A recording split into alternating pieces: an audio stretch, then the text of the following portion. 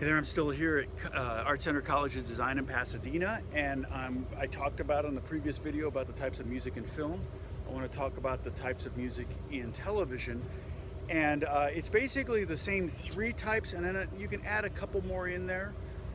Television is a little bit different because you have two types of television. You've got scripted television, which would be a TV show, like Grey's Anatomy, and unscripted television, which would be a show like The Bachelor, reality, another term for the unscripted television. So, and music comes to those situations generally a little different. Not always. The Bachelor, I think, may be actually composed.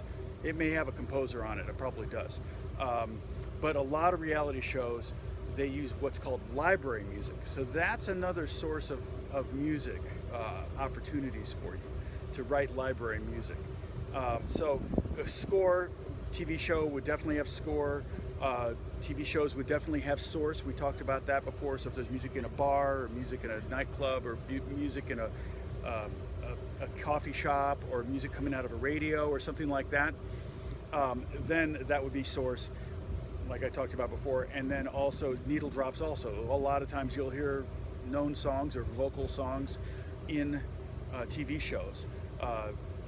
There's Grey's Anatomy has launched several careers of bands by using their songs in the show, at a very poignant moment, maybe to see a season finale or something like that. Those are great opportunities. If you can get a slot like that in a TV series, a very popular TV series, then you could do quite well. Another type of music you might have for TV would be the theme. Those are the golden opportunities. Those are very coveted. I actually got, a friend of mine was asked to write the theme for Parks and Recreation. And it was an email that was sent out to probably 100 or 200 composers.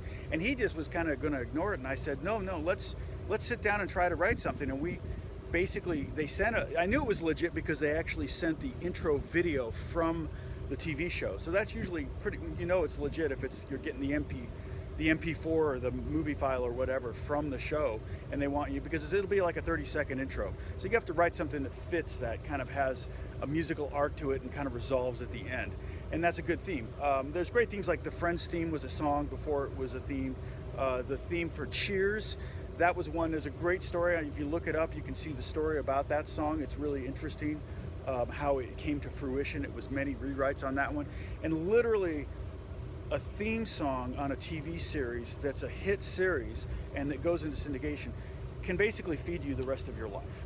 You may never have to work again, not that you wouldn't want to work again, but those are the big opportunities. And consequently, because of that, you'll see a lot of people's names on those songs that aren't necessarily the writers, like the producers and the creators of the show will get a piece of that pie as well. And then there's also things like bumpers, like Seinfeld. When you go to commercial, there'll be a little 3 or 4 second bumper, but that's it. That is often, that's done by the composer for the show. I think that was Michael Wolff, if I'm not mistaken, or Jonathan Wolff. I can't remember who it was. But basically, those are also, that's technically would be score, but those would be bumpers coming in and out of commercial. Okay, and then there's library music. And on reality shows, a lot of times what they do is they edit the video to music they've dropped in. And that's where you can get opportunities. There's a million library companies. And so what library companies typically do is, you say, I write a song for a library company and I send it to them. Say it's like some dobro thing with some bass on it and maybe a little electric guitar and some drums. And I just did it all myself and I send in the tune. They're gonna want the publishing. So they're gonna get the publishing and I'm gonna get the writers. The publishing is half of the money. So if the song earns $1, they get 50 cents, I get 50 cents. However, nowadays, the TV shows, the production companies, they're wanting the publishing, or at least part of the publishing. If they want all of the publishing, then you're very likely going to have to give up some of your writers to the library company. So there are some guys, I think, that are giving up 50% of their writers. The library is getting 50%, and the production company is getting 100% of the publishing. Because they're putting your music on the air. Not necessarily a bad thing. It sounds like a ripoff. Hey, they're making twice the money off of your song, and you did all the work. Yes, but they're creating the show. They're creating the fan base. You can't do that. The other thing is that if they've got that song, it's theirs. It belongs to them. then they're more likely to put it in other shows. And the more shows it shows up in, I've got songs that have made me thousands of dollars, the same one song, because it just keeps showing up in episodes because they own the money, or they own the publishing. And when somebody that can make money for you is making money off of you, you're more likely to get more money from it. If you demand that you keep it publishing, you're probably not even going to get the opportunity. So there's all of that. And so the library thing, I'm going to talk about that in greater detail. But basically, a lot of what these shows want, they want a simplicity. And a lot of times they'll want multiple mixes. So you may do a full mix with all your instruments, and it could have harmonica or whatever on it, and guitar, bass, dobro, slide guitar. You may put some banjo or whatever. Say that, obviously we're talking about kind of maybe a southern rock tune or a blues tune or something like that. But they're going to ultimately want a version that's just the bass and drums, because they may start for 2 or 3 seconds for the whole song being there, all those instruments there, but they may want to drop it down to just bass. So they're going to have what's called stems. And so you will do multiple mixes. You may do as many as 10 mixes of each song that they can cut from the full-on song right to the, and they'll all line up. So the editors are really good at working with audio files like that. And they'll line up so they can drop it right down. Once you kind of get through that theme, they can drop it right down to the to the bass and drums only. Because then they got dialogue and stuff. They don't want it being too distracting. They just want a kind of a pad underneath it. You also might have a pad track. I mean, a lot of times what I'll do is I'll put a keyboard pad on everything I do, so that it's just sitting there. So if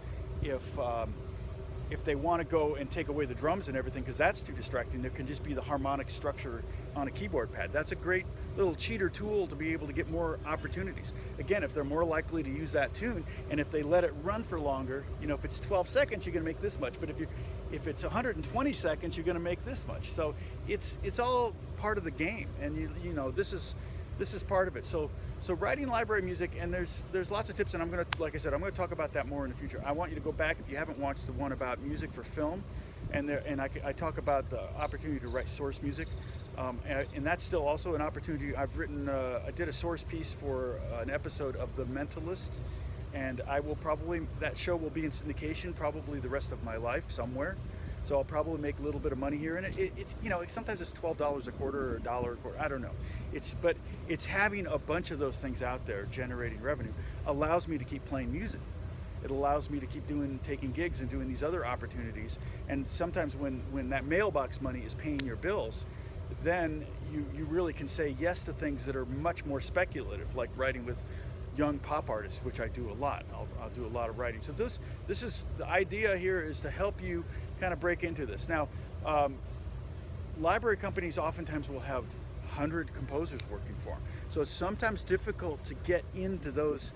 It's not difficult to get into those opportunities, but it's difficult to get your music heard when they show up at a TV show with a hard drive that's maybe 5 terabytes of music, and you maybe represent 100 gigabytes or something.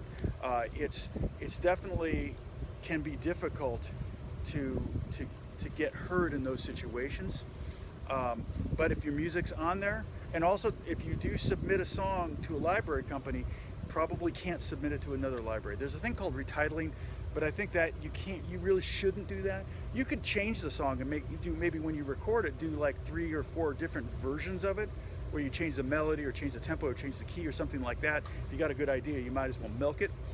And that's a trick. And then you could get it to multiple library companies. But the problem with doing retitling is that the future is going to be kind of a Shazam type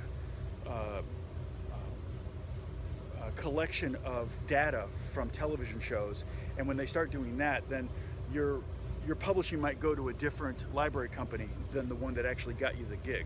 So you got to be careful about that, and library companies might blackball you if you start sending the same song out to different library companies.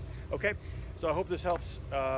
Again, just I want to get you opportunities to get in there, and I hope you do get some, and I want to hear about it. If you do get some opportunities, let me know, because that would be huge. I mean, I would be so happy for you, and I hope you're doing well. God bless you guys. I'll talk to you soon. Bye bye. And what is that?